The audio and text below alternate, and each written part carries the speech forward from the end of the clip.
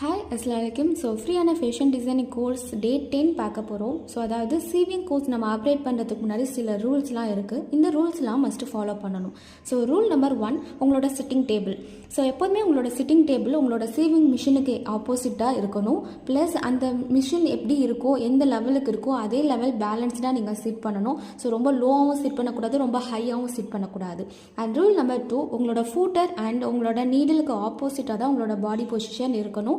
ரொம்ப turn ஆகிறதோ and left right இந்த மாதிரி கிராஸாக சிட் பண்ணுறதோ இதெல்லாமே இருக்கக்கூடாது. அண்ட் ரூல் நம்பர் 3, உங்களோட லைட்டிங் பொசிஷன் எல்லாமே நீங்கள் எங்கே சிட் பண்ணியிருக்கீங்களோ அதுக்கு ஆப்போசிட் டைரக்ஷனில் தான் இருக்கணும். நம்மளுக்கு பேக் சைடில் இருக்கக்கூடாது.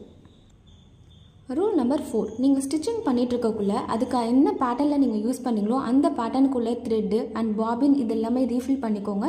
தென் ஹோல்டரில் ஹோல்ட் பண்ணுறது எல்லாமே வந்து நீங்கள் ப்ராப்பராக ஃபஸ்ட்டு ஸ்டெப்